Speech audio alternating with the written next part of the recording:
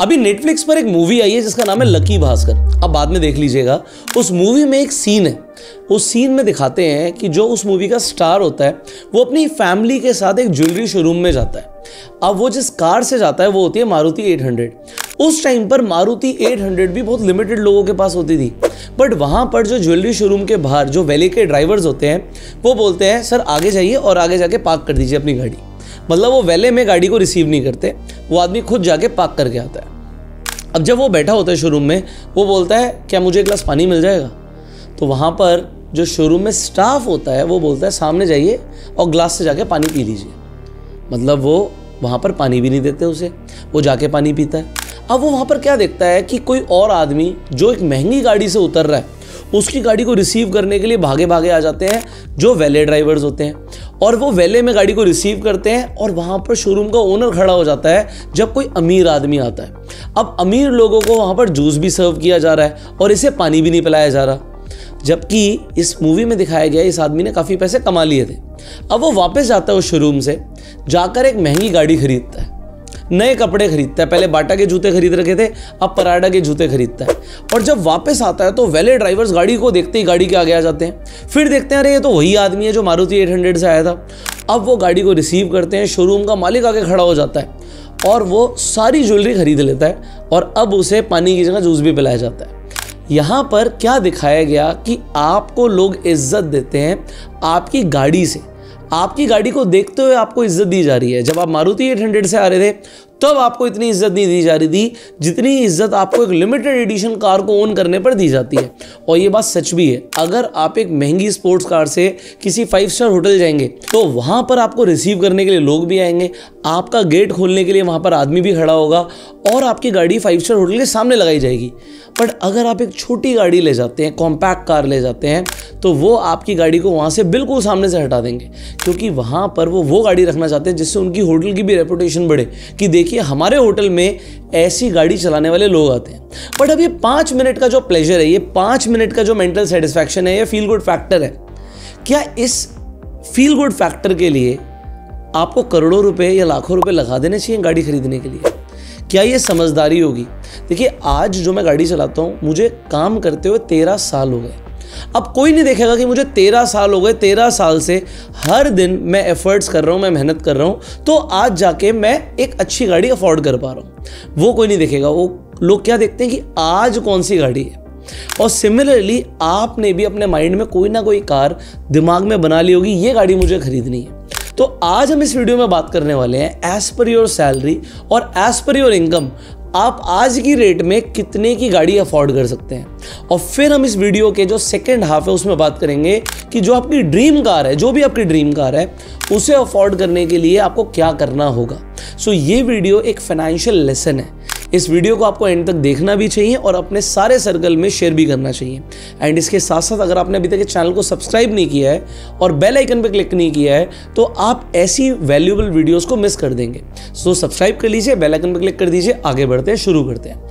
अब मान लीजिए आज आप एक गाड़ी लेना चाहते हैं, वो गाड़ी है डिफेंडर। आजकल डिफेंडर बहुत ज़्यादा यूथ के बीच में मतलब चर्चित गाड़ी है, लोग बात करते हैं कि डिफेंडर खरीदेंगे। आप बेशक खरीदिए, बट एक बार इसकी कैलकुलेशन समझ लीजिए। पहली बात तो इंडिया में जितनी भी गाड़ियां बिकती हैं उसमें से 60% गाड़ियां EMI के ऊपर लोग खरीदते हैं। बट अगर आप मिलियनेयर्स का डेटा देखेंगे तो हर 10 में से 8 मिलियनेयर गाड़ी को डेट फ्री चला रहे हैं, मतलब उस पर लोन नहीं है। ये ग्लोबल डेटा है, बट इंडिया का डेटा ये कहता है कि इंडिया में अगर 10 लोग गाड़ी खरीद रहे हैं तो 6 लोग फाइनेंस करा के ही खरीदते हैं, वो पूरा कैश पर नहीं खरीदते। अब यहाँ पर मेरी स्क्रीन पर देखिए आ गई आपकी लैंड रोवर डिफेंडर। अब यहाँ पर हम एक EMI कैलकुलेटर पर हैं क्योंकि ज़्यादातर लोग तो फाइनेंस ही कराएंगे। अगर वो फाइनेंस कराएंगे तो कितने की आपकी EMI बनेगी आपकी फेवरेट कार के लिए, पहले उसे समझ लो। और फिर हम आपको एक रूल बताएंगे जिससे आपको ये पता लगेगा आपकी इनकम कितनी होनी चाहिए। तो अगर आप लैंड रोवर देखोगे डिफेंडर, तो डिफेंडर के कई सारे मॉडल्स हैं। अब यहाँ पर आप पेट्रोल मॉडल की हम बात कर रहे हैं, बट अगर आप डीजल की बात करते हो जिसमें 3 लीटर इंजन आता है, सो एक 2 लीटर इंजन है, एक 3 लीटर इंजन है, सो अलग अलग वेरिएंट्स हैं। सो मैं सबसे सिंपल, सबसे सस्ती 2 लीटर पेट्रोल इंजन की बात करता हूँ। ऑल्दो इसमें इतनी पावर होगी नहीं, डिफेंडर भी ले रहे हो पावर भी नहीं है, पर ठीक है, अगर वो सिर्फ नाम का ही शो ऑफ करना तो ठीक है। सो डाउन पेमेंट की जब मैं बात करता हूँ तो रूल क्या है, रूल है 24-10 रूल। अगर आप सिंपली गूगल पे लिखोगे 24-10 रूल, सो ये जो रूल है ये बहुत ही एक फेमस रूल है और ये एक सिंपल फाइनेंशियल रूल है कि अगर आप गाड़ी खरीद रहे हो सो आपको 20% तो डाउन पेमेंट देनी है। 4 साल के लिए आपको मैक्सिमम फाइनेंस कराना है। अगर आप लोन ले रहे हो तो रीपेमेंट टेन्योर सिर्फ 4 साल का होना चाहिए, उससे ऊपर नहीं होना चाहिए, कम हो सकता है। उसका रीज़न क्या है वो भी मैं आपको बताऊंगा। और यहाँ पर जो आप गाड़ी खरीद रहे हो, अब गाड़ी खरीदना उसमें देखो क्या क्या आ रहा है, कीपिंग द कार, उसकी लोन पेमेंट, उसका इंश्योरेंस, उसकी मेंटेनेंस, उसका पेट्रोल, ये सारा खर्चा 10% ऑफ योर मंथली इनकम से ज़्यादा नहीं होना चाहिए। मतलब आप एक बात समझो, एक आदमी अगर 50,000 रुपये कमा रहा है तो वो अपने ट्रांसपोर्टेशन में कितना पैसा लगा सकता है? ये रूल कह रहा है भैया 10% मतलब 5,000 आप अपना आने जाने में लगाइए। अब आप कहोगे 5,000 में कौन सी EMI होगी और 5,000 में कौन सा पेट्रोल भरेगा, तो इसका मतलब यह है कि आप एक कार अफोर्ड नहीं कर सकते। आप या तो एक मोटर बाइक अफोर्ड कीजिए या फिर पब्लिक ट्रांसपोर्ट को यूज़ कीजिए। अभी आप इस लेवल पर कार अफोर्ड नहीं कर सकते। अगर आप कर लेंगे तो एक बहुत बड़ी मुसीबत में फंस जाएंगे। मैं आपको समझाता हूँ वो कैसे होगा। अगर कोई आदमी 50,000 कमा रहा है, आपको यार वो तो 25,000 की 30,000 की भी EMI दे देगा। रूल क्या है, जो अगर आप लोन कराने जाओगे तो इनका बड़ा सिंपल सा रूल है जिससे बोलते हैं debt to income ratio. Debt to income ratio क्या कहता है कि 45% आपकी इनकम का आपको डेट मिल सकता है, आप एलिजिबल हो। जो भी बैंक है या फाइनेंशियल एंटिटी है वो सिर्फ यही देखेगी कि आपकी जो इनकम है उसका आप कितना % लोन में दे सकते हो। अब आप चाहे होम लोन के लिए जाओ, चाहे आप कार लोन के लिए जाओ, आपका जो टोटल लोन है, अगर किसी आदमी की पहले से मान लीजिए किसी की 1 लाख रुपए की इनकम है और उसकी 20,000 की किस्त है तो उसे 25,000 तक का लोन और मिल जाएगा। मतलब 1 लाख की इनकम पे 45% के हिसाब से आप 45,000 तक की EMI भर सकते हो। ये कोई भी बैंक समझता है या फाइनेंशियल एंटिटी समझती है, NBFC हो सकता है, कोई भी हो सकता है। तो 45% तक आपको लोन दे देंगे, बट आप ट्रबल में फंसेंगे क्योंकि सिर्फ गाड़ी ही नहीं होती ज़िंदगी में। वो 5 स्टार होटल में आप वहाँ पे लॉबी में एंटर करते हो, उसके बाद आपने गाड़ी तो छोड़ दी, वो 5 मिनट का फील गुड फैक्टर तो चला गया, अब कार नहीं है। अब आप कैसे व्यक्ति हैं, आपका नेचर कैसा है, आप लोगों को ट्रीट कैसे करते हैं, ये अब ज़्यादा मैटर करता है। तो इंप्रेशन एक कार से पड़ता है, उससे ज़्यादा इस चीज़ से इंप्रेशन पड़ता है कि आप कैसे व्यक्ति हैं। बट लोग दिखावे के चक्कर में जितना मैक्सिमम लोन मिल सकता है उतना मैक्सिमम लोन ले लेते हैं। वो अब चाहे क्रेडिट कार्ड का हो, पर्सनल लोन हो, कार लोन हो, होम लोन हो, कोई भी लोन हो, बट लेना कितना चाहिए? गाड़ी के लिए आपको 10% से ऊपर खर्चा नहीं करना। सो हम वापस चलते हैं डिफेंडर पर। तो देखिए मैंने पहले से 4 साल यहाँ पर सिलेक्ट किया हुआ है। अगर आप इंटरेस्ट रेट देखेंगे तो ऊपर नीचे हो सकता है। यहाँ पे एवरेज इंटरेस्ट रेट लिया हमने 9.8% का। आप कहते हो मुझे 9.5 मिल जाएगा, बहुत अच्छी बात है, 9% मिल जाएगा और अच्छी बात है, बट हमने जो स्टैंडर्ड है हमने वही लिया था 9.8 का। और यही अगर कोई और आप कार लोगे उसमें भी सेम ही कैलकुलेशन में आपको दिखाने वाला हूँ। तो अब रूल क्या कहता है कि आपको 20% डाउन पेमेंट देनी चाहिए। सो अगर ये गाड़ी 1 करोड़ 20 लाख की है तो तकरीबन 22 लाख हो गया, मैंने 20 लाख रुपए पकड़ के चलाए, चलो आपने 20 लाख की डाउन पेमेंट दे दी, आपको बैंक लोन कर देगा आपकी प्रोफाइल के अकॉर्डिंग। बट आपकी EMI कितने की आएगी? EMI आएगी 2.5 लाख रुपए की। अब सिर्फ EMI नहीं है, पेट्रोल भी है, मेंटेनेंस भी है, इंश्योरेंस भी है। गाड़ी में वियर एंड टियर होता रहता है क्योंकि ये डेप्रिशिएटिंग एसेट है। एसेट बोलते हो बट अब रॉबर्ट कियोसाकी गाड़ी को लाइबिलिटी बोलते हैं। रिच डैड पुअर डैड अगर आपने पढ़ी होगी तो बेसिकली जो चीज़ आपकी जेब से पैसे लेती है वो लाइबिलिटी होती है। अब ये जो EMI है सिर्फ आप इसे ही अपना खर्चा मत मानिए। देखो EMI के अलावा पेट्रोल डीजल की कॉस्ट, इंश्योरेंस की कॉस्ट, कुछ बीच में मेंटेनेंस की कॉस्ट, तो जो भी EMI आ रही है उसका मिनिमम 20% आप मान के चलो एक्स्ट्रा लगेगा। सो ये 2.5 लाख जो है इस पे आप 50,000 और जोड़ दो। अब इसके अंदर आपकी इंश्योरेंस, पेट्रोल, डीजल और मेंटेनेंस ऐड हो चुका है। अब अगर कोई 10,000 रुपए की EMI आ रही है तो वहां पर जरूरी नहीं है 20% में काम हो जाए, वो ज़्यादा भी लग सकता है। सो आप मान के चलो यहाँ पर आपका 3 लाख रुपए का महीने का खर्चा है। अगर ये 3 लाख का खर्चा है तो अगर हम इस रूल के अकॉर्डिंग चलते हैं तो ये रूल कह रहा है 10% ऑफ द इनकम। तो आप सीधा यहाँ पे 3 लाख को बढ़ाकर कर दो 30 लाख। अगर आप 30 लाख रुपया महीना कमा रहे हैं तो आप डिफेंडर अफोर्ड कर सकते हो। अगर आपने डिफेंडर खरीद ली, क्योंकि बैंक आपको 45% तक का तो लोन दे देगा, जो भी आपकी मंथली इनकम है। तो 45% का मतलब क्या हो गया, अगर 3 लाख की किस्त है तो अगर 6 लाख की भी इनकम होगी तो भी डिफेंडर मिल जाएगी। उससे भी कम में अगर कोई ला रहा है तो पूरा ही शो ऑफ है। मैं तो कहता हूँ कोई अगर 6 लाख रुपए की इनकम पे भी डिफेंडर खरीद के आ रहा है तो वो शो ऑफ कर रहा है। That is the show off. आप कितना अफोर्ड कर सकते हो ये आपको पता होना जरूरी है। So as per your income आप कितना अफोर्ड कर सकते हो, जो भी आपकी इनकम है उसका 10% आपकी EMI और अदर कॉस्ट में जाना चाहिए, ये रूल कहता है। अगर आप इससे ज़्यादा खर्चा कर रहे हो तो आप एक फाइनेंशियल ट्रबल में आ जाओगे। मैं आपको रियल लाइफ एग्जांपल देता हूँ। मेरा एक फ्रेंड था, ये आज से 10 साल पहले की बात होगी, मैं और वो दोनों स्ट्रगल कर रहे थे। मैंने उस टाइम पे खरीदी एक second hand Ford Figo green colour की। ऑल्दो गाड़ी चली गई बट मैंने कलर रख लिया, आज भी मैं ग्रीन कलर की गाड़ी चलाता हूँ। बट उसने उस टाइम पर जाके एक BMW खरीद ली। अब BMW जब खरीदी, मुझे पता है उसकी और मेरी इनकम में फ़र्क नहीं है। हम दोनों बराबर पैसे कमा रहे हैं, बट मैं एक फीगो चला रहा हूँ और वो BMW चला रहा है। आप समझो, मुझे समझ आ रहा था वो जितने पैसे कमा रहा है ना वो सिर्फ गाड़ी में ही लगाए जा रहा है। तो यहाँ पर क्या होता है कि अगर आप गाड़ी में ही पैसे लगाते रहोगे तो आप इन्वेस्ट क्या करोगे, आप अपने फ्यूचर के लिए सेव क्या करोगे, आप अपनी स्किल्स पर क्या खर्चा करोगे, अपनी फैमिली के लिए क्या खर्चा करोगे।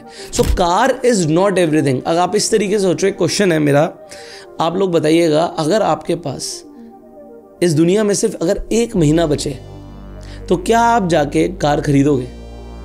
आप कहोगे अगर सिर्फ 1 महीना बचे तो शायद मैं दुनिया घूमूं, अपने फैमिली को टाइम दूं, मैं कुछ और स्पिरिचुअल एक्टिविटीज़ करूं, बट शायद मैं गाड़ी पे पैसा ना लगाऊं।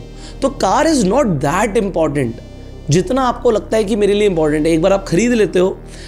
मैंने मर्सिडीज़ जब खरीदी उसके बाद क्या हुआ, कोविड आ गया और 2 साल मेरी कार घर पर खड़ी रही। उस टाइम पे मैं सोच रहा था कि यार ये तो चल ही नहीं रही और ये डेप्रीशिएट भी होती जा रही है, क्योंकि कार्स अपनी वैल्यू लूज करती हैं।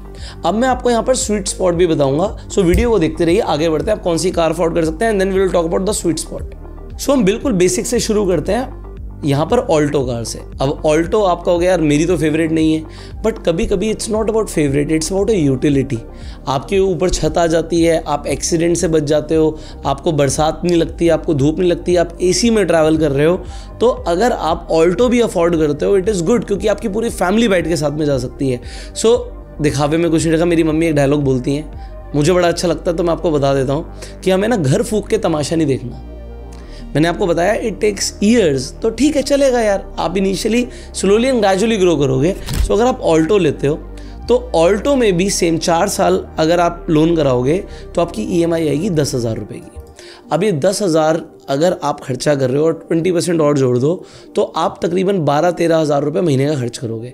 अगर आप 12-13 हज़ार रुपये खर्च करने वाले हो, ज़्यादा कम हो सकता है, तो आपकी इनकम ऑल्टो अफोर्ड करने के लिए भी should be more than 1 lakh रुपये। अगर आप 1 लाख से कम कमा रहे हो so it is not the time to buy a car और at least a new car. You can buy a second hand car then, but you can not buy a new car। अब मैंने बात करी थी कि मैं स्वीट स्पॉट की बात करूंगा। स्वीट स्पॉट क्या होता है? स्वीट स्पॉट वो टाइम होता है जब आप एक यूज्ड कार खरीदने जाते हो तो आपको कितनी पुरानी गाड़ी खरीदनी चाहिए। तो कार में 2 चीज़ें होती हैं। एक तो कार की वैल्यू गिरती है डेप्रिसिएशन की वजह से। जैसे ही आप गाड़ी शोरूम से निकालते हो 1 महीने में गाड़ी की जो वैल्यू है वो 11% गिर जाती है। इसका मतलब है कि अगर आपने 1 करोड़ की गाड़ी खरीदी और 1 ही महीना हुआ, आप कहते हो 1 महीने के बाद मुझे नहीं समझ आ रही, मैं बेच रहा हूँ या मुझे पैसे की ज़रूरत है, तो आपको 1 करोड़ थोड़ी मिलेगा। अब आपको सिर्फ 90 लाख रुपए मिलेंगे, वो भी ज़्यादा से ज़्यादा। अगर आप 1 साल गाड़ी को चला लेते हो तो 25% उसकी वैल्यू गिर जाती है। मतलब 1 करोड़ की वैल्यू सिर्फ 75 लाख की रह जाएगी 1 साल के बाद। 3 साल के बाद उसकी वैल्यू 46% डिप्रीशिएट कर जाती है।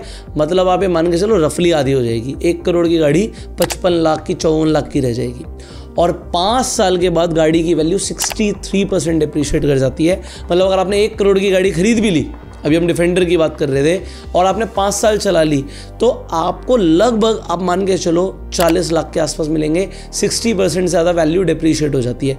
अब डिपेंड करता है, इसमें मल्टीपल फैक्टर हैं, कंडीशन कितनी कैसी है, गाड़ी चली कितनी है, एंड मल्टीपल फैक्टर्स हैं। बट ये एक डेटा कहता है, एक सर्वे कहता है कि आप लोग अगर स्वीट स्पॉट के अंदर गाड़ी खरीदोगे तो होगा क्या, वैल्यू मैक्सिमम डिप्रिशिएट कर गई है।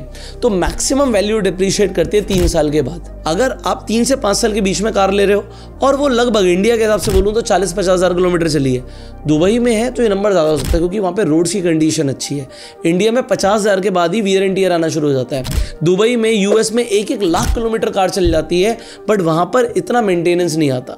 तो ये सब चीज़ें आपको ध्यान रखनी है एंड इट इज़ ओके भाई to buy a used car. हमने एक वीडियो बनाई थी सेकेंड हैंड कार के ऊपर, आई बटन पे लिंक है, आप जाके देख सकते हो if you want to buy a second hand car. आगे बढ़ते हैं। अब फाइनली मैं आपको एक शॉकिंग डेटा दिखाता हूँ। अगर आप गूगल पर लिखोगे कि कितने % लोगों के पास इंडिया में कार है, तो आपको पता लगेगा इंडिया में सिर्फ 7.5% हाउस होल्ड्स के अंदर एक कार है। लोगों की तो बात ही छोड़ दो, मतलब अगर हम फैमिलीज़ की बात कर रहे हैं तो सिर्फ 7.5% पूरी इंडिया में जितनी भी फैमिलीज़ हैं उसमें से सिर्फ 7.5% फैमिलीज़ के पास कार है।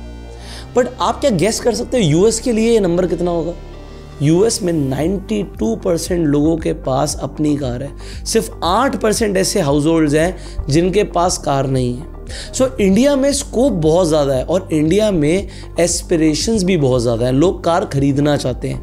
क्योंकि लोग कार खरीदना चाहते हैं तो ये डेटा देखिए कि पिछले 5 सालों में गाड़ी के जो प्राइसेस हैं वो 50% से बढ़ गए हैं, क्योंकि डिमांड बहुत ज़्यादा है इंडिया के अंदर कार्स की और दिखावा भी बहुत ज़्यादा है, ग्रीड भी बहुत ज़्यादा है। अब देखिए, अगर आपको दिखावा करना तो एक अलग चीज़ है, बट अगर आपको फाइनेंशियल स्टेबिलिटी के साथ जीना है तो आपको 24/10 रूल को फॉलो करना चाहिए।